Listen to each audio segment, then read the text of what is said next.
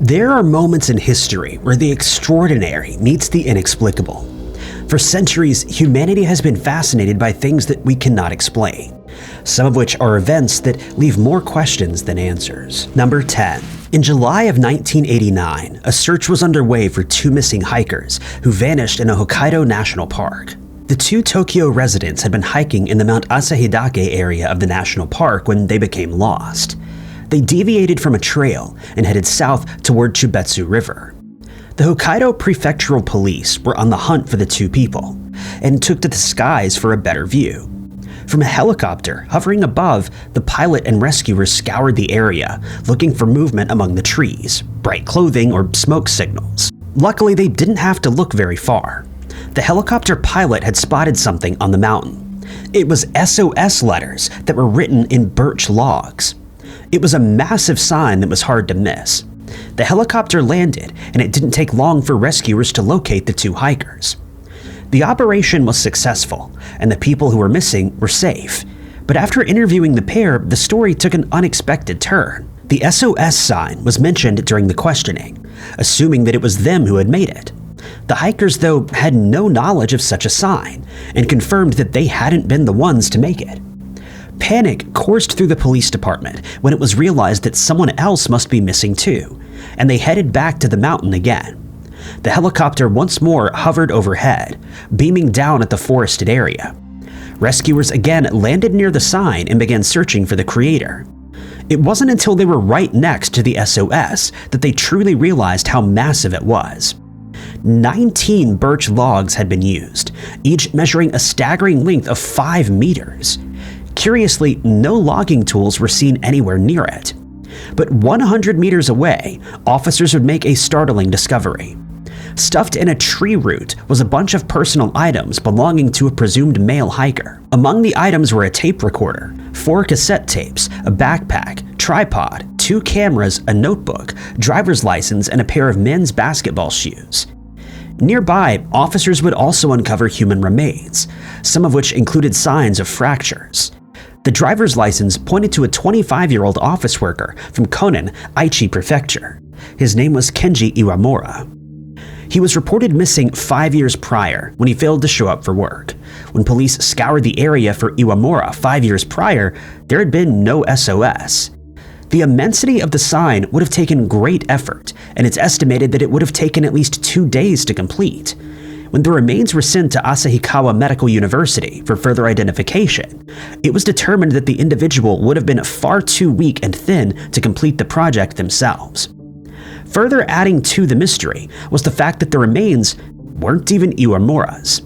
Instead, they belonged to an unidentified female between the ages of 20 and 40. Days later, the police decided to listen to the recordings that were left on the tapes that were found near the SOS. A man can be heard shouting that he can't move and that he's on a cliff. This is repeated twice. The young voice then explains that he's at the spot where he first saw the helicopter, implying that he was in the vicinity of the SOS when the rescuers found the two missing hikers. He also claimed that the bamboo grass was much too thick, requesting that the rescuers lift him up from where he was. These recordings sparked a whole new mystery. Why did the man record himself instructing rescuers who weren't even there? The first theory is that he accidentally turned it on when waving his hands to signal for the helicopter. The second is that he recorded his plea for help to use it instead of shouting. And the third theory wonders if he may have made these recordings in case he later became incapacitated. The first of the tapes included music from anime TV shows, including Marcos and the magical princess Miki Momo. Assuming that the man on the recordings was also Iwamura, the police took them to his parents. But another level of the mystery was added. They weren't able to confirm if the voice belonged to their son, suggesting it may have been another person. Items belonging to the missing man of 5 years were found near the sign, then the remains of an unidentified female, and finally, the voice of an unknown male. Investigators began to believe that 2 men and a woman must have gone missing in the national park, but they found no reports of a missing female in the area, and according to an acquaintance, Iwamura had gone alone. The identity of the Jane Doe and her relationship to the missing men is unknown. In 1990, a second examination was conducted on the remains, this time alleging that they belonged to a male. Many questions have since remained regarding the SOS of the Hokkaido National Park. Who was the man on the recordings? Was there a woman? And if so, who was she? How was the SOS created and who created it? And where was Kinji Iwamura? Number 9. Jean Hannah Johnson was born in 1927 in Harbor Beach. Later in life, she would meet her loving husband, Russell, a firefighter. The couple would go on to have 4 children together, including Linda, Jeanette, Janice, and Cheryl. The couple, getting on in their years, would relocate to Florida. Despite suffering from health problems, the couple were always able to make ends meet. But little did they know that they'd be featured on the Unsolved Mysteries TV show on the 23rd of December, 1992, after being subjected to a long-standing enigma. Initially, life was running smoothly for the pair, until Russell needed open heart surgery, and Jean began her lengthy battle with cancer. All their financial resources were depleted, but despite this, their lives followed the routine and were mostly uneventful. That was until one day in November of 1985. Russell was outside in the garage when Jean came in. She explained that there was a disheveled-looking man outside who was asking if they had any work for him so that he could afford something to eat. Russell met the man and told him that he'd bring him some food and that he wouldn't have to work for it. Jean went into the house where she prepared a sandwich and some tea. They also gave the man $5 in an effort to help him out. They said goodbye to the stranger, who disappeared very quickly. But then something odd happened. The couple received a Christmas card that contained a check for $500. They believed this may have been the result of their kindness, and it was the stranger who sent the money. But they were skeptical of the large sum and headed to the bank. The manager confirmed that the check was, in fact, real. Jean and Russell asked around, but no one ever admitted to sending them the card or the money. This wasn't the end of the mystery, though. For the next 4 years, around Christmas time, the cards would arrive at their door, holding checks for $500 each time. By the end of it, the unsuspecting couple had received $2,500 from the stranger. Each of the cards was mailed from Orlando. The two were desperate to think whoever this unknown individual was, but they never found out who was behind the mysterious money. In 2002, Russell Johnson passed away at the age of 77, and Jean followed in 2018 at the age of 91. They passed away never knowing where the money was coming from or why. To this day, it's unknown who Jean and Russell Johnson's friend may have been. Number 8. Thailand is known as a primate capital, with hundreds of thousands of monkeys roaming the forests as well as the streets. Most of the monkeys are not well known and are simply wild animals. One of the primate residents, though, garnered much attention and affection worldwide through some grotesque eating habits. The monkey, dubbed Uncle Fatty, indulged in a poor lifestyle when tourists began feeding him some high-fat foods. The monkey was more than twice the healthy weight that he should have been, tipping scales at 27 kilograms instead of the acceptable 7 to 8 kilograms. Further adding to the health complications was Uncle Fatty's age, which was guessed to be between 10 and 15 years. He was popular with both locals and tourists, as he gobbled any food items that he could get his paws on. Aside from food, he was also handed sugary melons, sweet corn, milkshakes, and noodles. The pounds kept piling on. As cute as it may have been for some, the growing weight and dragging belly posed a severe health risk to the primate. Concerned animal welfare workers were forced to intervene, and they took the elderly monkey to a weight loss camp. The idea was to gradually reduce the weight of the monkey to an acceptable 8 kilograms. After this, he would gladly be returned to the streets with his friends. After the initial health check, primate experts found that he had no health conditions aside from excessive eating. After a strict diet, running regimens, and swinging activities, Uncle Fatty looked like a regular monkey, having quickly lost 8% of his body weight. Staff were just about ready to release him back with the rest of the monkeys, but one night he vanished. It appeared that Uncle Fatty had escaped from the camp, and he hasn't been seen since. It was never disclosed exactly how he escaped, and all that they knew was that he was gone. Initially, everyone thought that he'd grown unaccustomed to life around humans, and migrated further into the wooded areas once he escaped. Then they wondered if he'd gotten sick or was injured, and went deep into the forest to heal, away from other primates. After a few weeks, experts decided to go searching for Uncle Fatty. but he was gone. There was no sign of the primate anywhere. Some feared that he may have succumbed to old age or possibly fallen off the wagon, regaining all the weight that he had lost. Puzzlingly though, there was no monkey body to be found anywhere. There have been no sightings of the star monkey ever since, leaving only questions in his wake. Number 7. It was the 28th of November in 2021, a Sunday that started off like any other.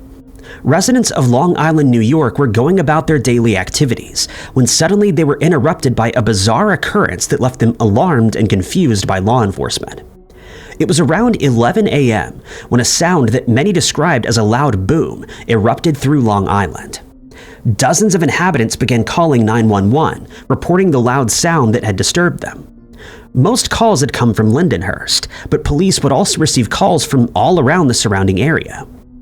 Those who lived around the Great South Bay were particularly affected by the event, some of whom even claimed that they experienced tremors from the ground. As the Suffolk County Police began investigating, they managed to pinpoint that the sound originated in the Great South Bay area, more precisely the uninhabited Fox Island. This area is known for its abundance of wildlife, lush greenery, and beautiful waterfront that often left visitors captivated. On this day, though, Fox Island would be popular for a different reason. News of the ground-shaking blast quickly spread through the town, reaching the ears of other law enforcement officials. Officers began investigating Fox Island and soon discovered something truly bizarre. The Marine Bureau stumbled across a crater nestled on the shore, stretching 4 feet wide and diving 2 feet deep. But the pit didn't appear to have been made by a meteorite or an explosive device, since there was no shrapnel found anywhere around it. Whatever the explosive was, it left behind an alarming amount of sand displacement, more than an M80 would cause. The blast was said to have been heard as far north as Huntington, whose residents claimed that their houses shook. One Lindenhurst homeowner, James Messina, claimed that he thought someone had hit his roof, and John Sacchitello was nearly knocked off his feet after seeing a blast of sand erupt into the air in the distance. John's first thought was that someone's boat had exploded, but this was clearly not the case. 500 calls were placed to Babylon's public safety department, and social media posts erupted from concerned Huntington residents who were 16 miles away from the site. There was no doubt that the impact was powerful, but the authorities were at a loss for what it could have been. They began to speculate that someone must have detonated something that seemingly left behind no trace. Not long after the investigation began, a bunch of images began to emerge. It was of a boat that had 2 or 3 individuals aboard. It'd been seen leaving the area at the time of the mysterious explosion. There was nothing significant about the boat, aside from the stripes that it was said to have down the side. Local police enlisted the aid of the Federal Bureau of Investigation, but still no conclusions were rising to the surface. Despite further investigations by various law enforcement agencies, the jarring boom that was felt across the Great South Bay area remains a disturbing mystery. No updates on the odd event have been released, and mere speculation remains the best answer that residents could come up with. Number 6. Native American history is full of folklore, oral stories, and legends. From these imaginative tales, some bizarre mysteries emerge that evade explanation. One such mystery is the emergence, existence, and the habits of the Moon-Eyed People. According to Native American legends, this enigmatic group was short in stature, with white skin and long beards. They also had blue eyes that were allegedly so sensitive to light that they wouldn't come out during the day. During the sunlight hours, the Moon-Eyed People would stick to their caves, only coming out when the moon was high. Most tribal legends speak of monsters and spirits, but this group was neither of those. Instead, they were human and were documented as looking very much like the Native Americans themselves. There are various public accounts that lend themselves to the existence of the Moon-Eyed People. According to those records, the group was said to have occupied the Appalachians way before the Cherokees settled there. Lynn Losiah, writer of The Secrets and Mysteries of the Cherokee Little People, also spoke of one documented occurrence. According to the story, during the evening, the natives would hear the Moon-Eyed People chattering outside of their huts, but they dared not go outside. This hinted at a fear that the residents exhibited towards this enigmatic tribe. The following morning, the people would emerge from their huts only to find that their corn had been gathered, or their fields were cleared. It was as though the Moonite people had been hard at work during the evening. But despite these historical records, stories, and tales, the existence of the group remains a mystery and an enduring subject of debate. There is some evidence supporting the idea that they once existed, but not enough to give a definitive conclusion. There's much disagreement when it comes to the accuracy of the historical accounts and the stories passed through oral tradition. Debates sparked over whether the Moonite people were real or mythical, or if they were simply another group of European explorers. Speculation danced from historian to historian, only guessing as to who the Moonite tribe could be. Some thought that they may have been descendants of early Welsh settlers, but others thought they may be a community of people with albinism. While the story of the mysterious tribe sounds very folklore-like, mysterious traces of an unidentified community have been uncovered over the years, including some ancient structures. The story of the strange tribe continues to intrigue, but no one knows if the emergence of the Moonite people actually happened, and if they were really driven out by the newcomers. Number 5. It was September of 2004, and the German Sports Exchange program opted to host a handball tournament. Many had been training their whole lives for this moment. They'd made many sacrifices to become the best teammates they could be. Some of these handball players were so excellent that they landed themselves in a position in a team that represented their whole country on an international level. One such team was the Sri Lankan national handball team, who formed just 1 year before their first tournament.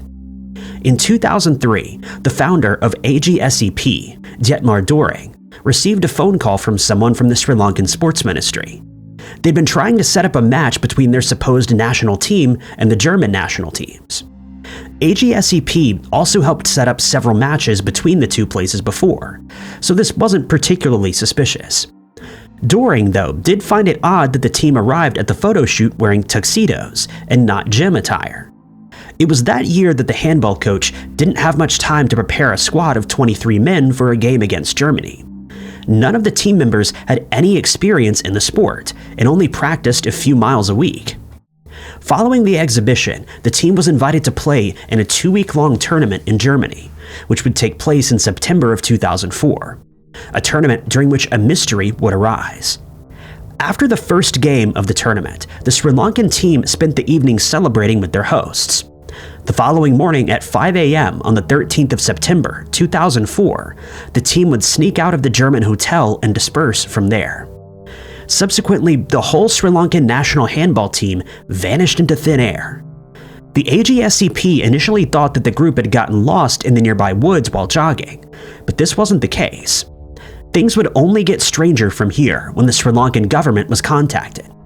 Sports officials from Sri Lanka claimed that the supposed missing team didn't even exist. Once the global media learned of the ominous disappearance of all 23 men, news spread like wildfire. This led to some serious allegations against the men as well as Doring. During this year, Sri Lanka was embroiled in a tense civil war that was taking place between the Sinhalese and a separatist group called the Tamil Tigers. But according to Doring, only 3 of the members were Tamil, with the rest being Sinhalese. The Sri Lankan Sports Ministry would also later declare that they had not authorized the trip to the tournament and were unaware that the handball team had even been formed. Handball was not a popular sport in the country. Doring maintained that a director within the ministry must have known, and that an official was responsible for connecting them with the coach that trained the men in the first place. Not long after the disappearance, the German embassy canceled the visas of all the members, and they were supposedly charged with violating immigration laws. The Sri Lankan national handball team was fake, but 23 very real men were missing. No one knows where the team headed that morning, who they were, or what their goal was for faking at all. A few of the team members began sporadically popping up over a lengthy 10-year period of being missing, but to this day we're no closer to any answers that would put this enduring mystery to rest. Number 4. In 1850, Carolyn Christine Walter was born into a lower-class German family.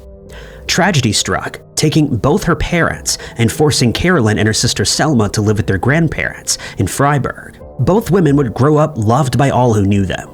But this was a time in which medicines were in the early stages of development, especially with illnesses like tuberculosis.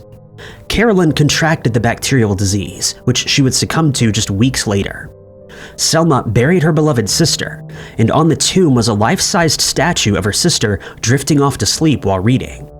The sleeping girl was made of stone, with coverings draping over her. Even in her passing, Carolyn remained a beauty. A few weeks had gone by, and Selma regularly visited her sister's grave, until one day she noticed that someone had left flowers there. Carolyn was known to have had many suitors, but it isn't clear if she'd been seeing anyone prior to her passing. While it didn't seem like much at the time, the reappearing flowers would spark an enduring mystery that continues even today. Since 1867, an unknown individual has been leaving flowers every day. Initially, it was thought to be a lover or an admirer, but as the 1800s gradually became the 2000s, the flowers were still making their way to the grave, and it can confidently be said that the original gifter is long deceased. So who is the visitor of Carolyn Christine Walters' grave? The mystery, of course, sparked much speculation, and some even went as far as suggesting an immortal lover. The mysterious flowers blossomed into a tourist attraction. Many have flocked to the tomb to see the strange occurrence for themselves. Every other day, a fresh bouquet of flowers would be placed beside the sleeping girl. Only one plausible explanation for this mystery has ever come about: a trust account. It's been speculated that there may have been a trust account, with the trustees and their successors fulfilling the wishes. Almost 200 years later, a new flower appears unexplained in the Book of the Statue. Perhaps it's nothing more than a tradition passed down from generation to generation. Number 3. Some say it's a ghost, and others believe it's a hack, but whatever it is, it's certainly scaring American Airline passengers. In 2022, something strange began to happen in American airspace, mainly with American Airlines flights. It was a disembodied voice that seemingly emitted through the airplane's intercom system. The voice was mysterious and haunting, and no one could figure out where it was coming from.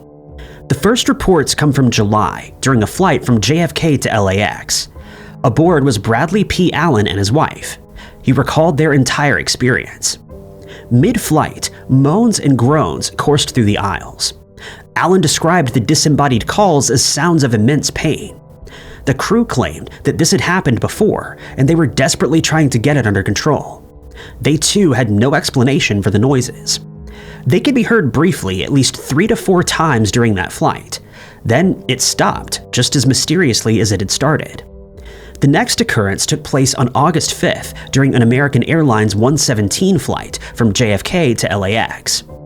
Wendy Wanderman was aboard Flight 117, an older A321. The same thing happened again, and some of the same crew members were on board. On September 6th, during an American Airlines flight from Santa Ana to Dallas-Fort Worth, Emerson Collins recalled that the sounds emitted just before takeoff.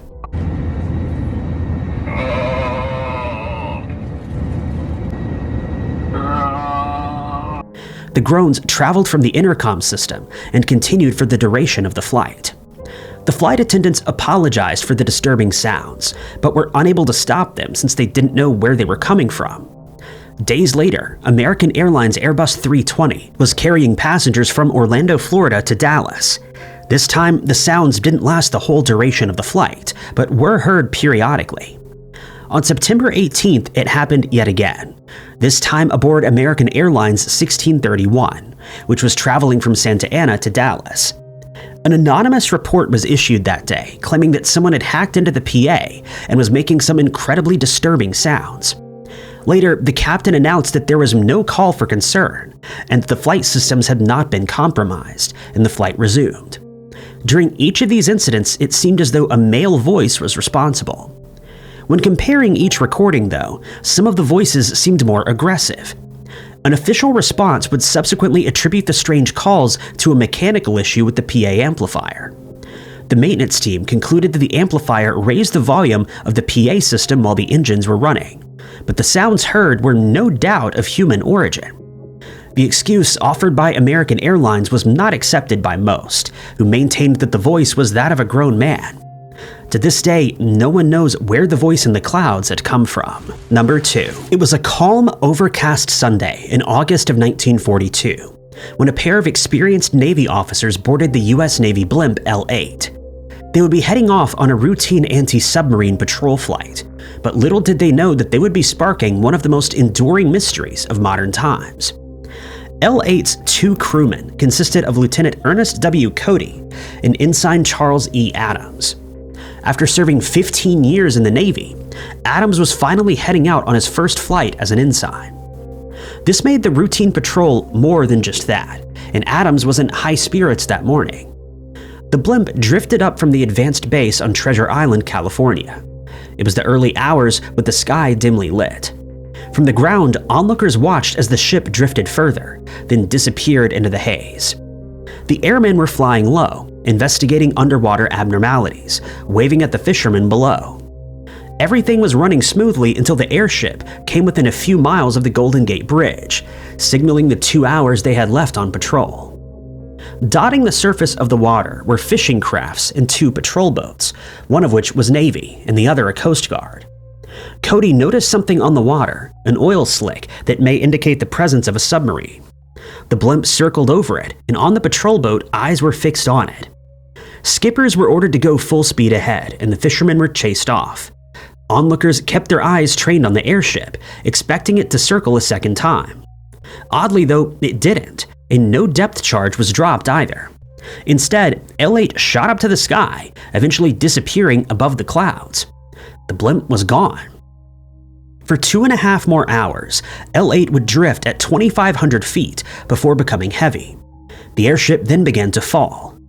On the shore near an Army Coast Artillery patrol station, 2 fishermen were enjoying the late morning when one glanced up to see the startling sight. He shouted to his companion. The Blimp was going to fall on them right from the sky. L8 made contact with the sand right at the feet of the fisherman, who then grabbed its tie lines and tried to hold it steady. As one of them peered through the open door, everything appeared to be in order. Something, though, was wrong. Lieutenant Cody and Ensign Adams were not in the Blimp. They were missing.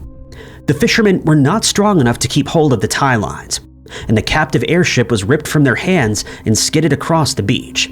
It then bounced against a stone wall when wind picked up until the continued shocks released from the depth charge. As it dropped, L8 was not light enough to take to the skies again and soared above the cliff, disappearing once more. Just 15 minutes later, the Blimp would make a landing on the street of Daly City in San Francisco. Back in headquarters, operations were desperately trying to make contact with the L8 radio. The last word that they heard from the airship pilots was Cody's voice, stating that he would be investigating an oil slick. From there, things grew eerily quiet. There was no follow-up or position report that was due at 8 that morning. The radio silence was first attributed to failure in the Blimp systems, and headquarters wasn't particularly concerned. There was no indication that the officers on board were in any kind of trouble. As the minutes pressed on, though, the atmosphere at the base turned tense, and those at headquarters grew restless. The airship was due back at 9:30 that morning, and when it hadn't arrived, all nearby vessels were alerted. Still, there were no concerns over Cody and Adams at this point, given that they would both know what to do should they run into trouble. Headquarters would later receive word of L8, which was seen by an airplane pilot. According to him, the Blimp was out of control. He was unable to make contact with the ship, which dropped into the clouds soon after it was spotted. An hour later, another sighting was reported from the artillery patrol station. The report declared that L8 had landed there before disappearing. The last message came from the police chief in Daly City, who claimed that the wild ship had made a gentle landing in the street. But after a thorough search, and even after cutting open the helium envelope, there was no sign of Cody and Adams. While the airship was being readied for the journey back to base, the 2 missing pilots still hadn't appeared. As far as the Commander Watson was aware, the ship was in good shape, and there was no reason for the pilots to abandon it. For weeks, the Navy combed the coastline, and constant contact was maintained with headquarters. Still, the pilots remained missing. Despite multiple theories arising, the exact circumstances surrounding the missing officers remains a mystery, and to this day, no one knows what happened to them. Number 1. Charlie Chaplain is a household name in today's world. He paved the way for the greatest screen productions we see today. The British comedian, producer, writer, and director grew up in a lower-class household. His first big break would come in the British theatrical production of Sherlock Holmes. It was during this time that Chaplain would begin touring the countryside along with the theater troupe. During their travels, the aspiring actor would seek out the cheapest lodging that allowed him to stay in town. One such town was Ebbw Vale in Wales, a place rife with peculiarities. It was during this 3-night stay in the mining town of Ebbw Vale that Chaplain would find himself hosted by one of the residents, a rookie mistake that the actor would later detail in his autobiography. On the second evening of their stay, during dinner, the host entered the room. He had just returned from the theater that evening after having enjoyed a play. He stood there conversing, holding a candle and readying for bed. But then he approached Chaplain. He claimed that he had seen something that might be the young actor's kind of business, and asked if he'd ever seen a human frog. He then handed Chaplain the candle, and he grabbed a lamp. The host then ushered the young actor into the parlor with the promise of showing him something extraordinary. This thing would be permanently burned into his mind and bother him for years to come. It bothered him so much that he detailed in his life story. Chaplain wrote that once they were in the kitchen, he noticed a dresser that had a curtain strung in the place where the cabinet doors should have been. The host clapped and demanded for the unseen figure named Gilbert to emerge from the dresser, which was evidently his sleeping place. Just then, a strange-looking man emerged from behind the curtain. He had no legs, and at the host's command, quickly began performing unorthodox tricks and dances. In the book, the actor recalls that the man had an oversized blonde flat head with a sickening white face, a sunken nose, and a large mouth. The oddity had muscular shoulders and arms, clearly for using them to walk on. The man wore flannel shorts with the garments cut off at the thighs. From the opening, there protruded 10 stubby toes. It was a bizarre event, and Chaplain didn't quite know what to make of what he was witnessing. The man, who was anywhere between the age of 20 and 40, looked up with a grin of yellow, widely spaced teeth. But this was not the worst of it. As Chaplain stood in bewilderment at the odd sight, the host claimed, "Hey Gilbert, jump." The command sent the oddity lowering himself to the ground before making a powerful leap, using his arms right into the air. In the biography, Chaplain claims that the man leaped to the height of his head.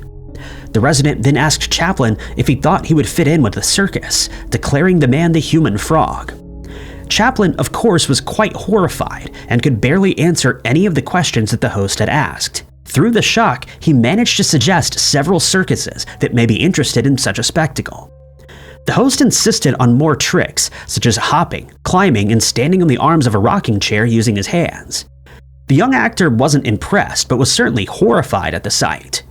He did pretend to be more enthusiastic about what he had just witnessed and complimented the oddity on the tricks that he performed. Once the ordeal was over, Chaplain said goodnight to Gilbert, and he responded in a tongue-tied and hollow voice. Several times that evening, when he awoke, Chaplain would check that his door was locked and secure. The next morning, the landlady, who was pleasant and communicative, came in. She knew that he'd met the unexplained figure the evening before, and claimed that he only slept under the dresser when people were taken in. It occurred to him that he was sleeping in Gilbert's bed. Before leaving the house that day, Chaplain had plucked up the courage to shake his calloused hand. Charlie Chaplain would pass away many years later without ever knowing the story behind that strange night, or why the host had chosen to show him specifically. In fact, many questions about the incident have been left unanswered. Thank you guys so much for watching. If you liked this video, be sure to hit that like button. Also, don't forget to subscribe and click that notification bell to keep up to date with all of our future uploads. But my name is Ty Knotts, and I'll catch you guys in the next video.